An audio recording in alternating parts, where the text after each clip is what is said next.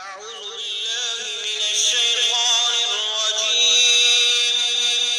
بسم الله الرحمن الرحيم. السلام عليكم ورحمة الله وبركاته. लर्न हॉली कुरान में खुशआमदीद। मौजूद सामीईन कराम, आज हम आपकी खिदमत में सूरतुल फजर मक्किया का सबक नंबर 3 पेश करने लगे हैं। आयत नंबर 15 से लेकर 17 तक पेश किया जाएगा। और सबक को पढ़ना शुरू करें, खुद भी सीखें, सदका जारिया समझते हुए दोस्त अहबाब के अंदर शेयर भी करें। फ़अम्मल इंसानु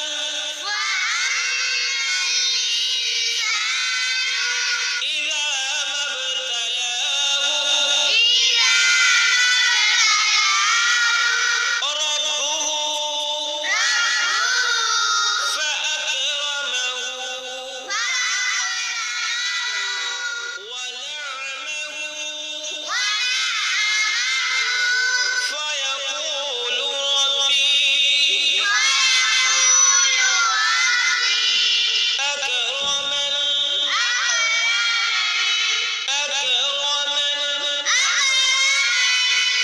وأما إذا ما ابتلاه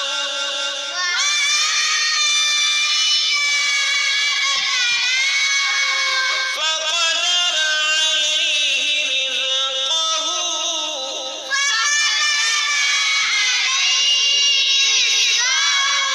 فيقول ربي أهانن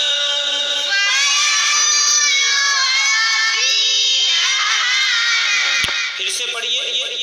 فأما الإنسان إذا ما ابتلاه ربه فأكرمه ونعمه فيقول ربي أكرمن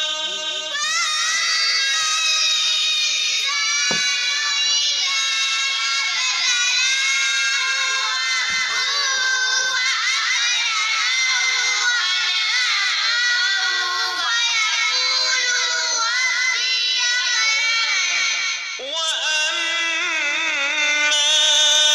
إذا ما ابتلاه فقدر عليه رزقه فيقول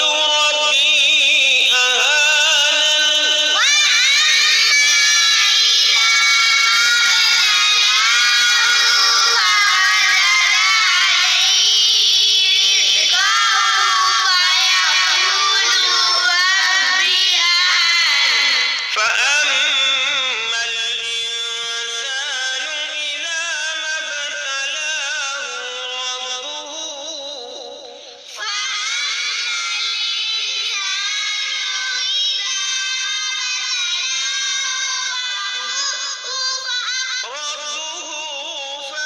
فأكرمه ونعمه فيقول ربي أكرمن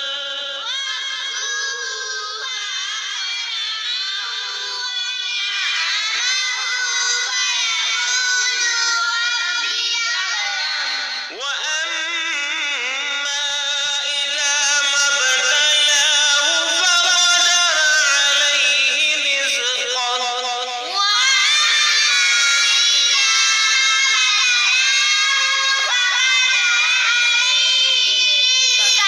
ويقول ربي أهانن।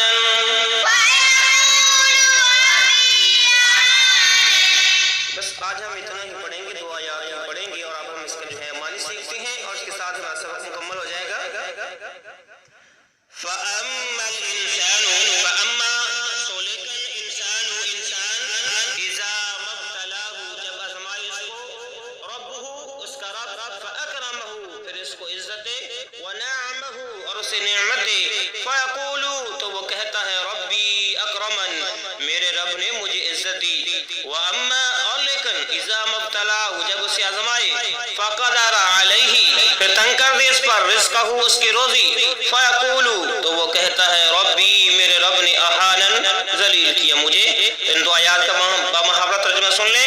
इंसान का ये हाल है कि जब उसे उसका रब आज़माए और इज्जत و نعمت دے تو کہنے لگتا ہے کہ میرے رب نے میرا اکرام کیا، اور جب اس کا امتحان لیتے ہوئے اس کی روزی تنگ کر دے تو کہنے لگتا ہے کہ میرے رب نے میری اہانت کی۔ تو انسان ناشکری کرنے پہ اتر آتا ہے۔ اللہ سے دعا ہے کہ اللہ تعالیٰ ہمیں ایسی صورتحال سے محفوظ فرمائے، آمین۔ اللہ حافظ۔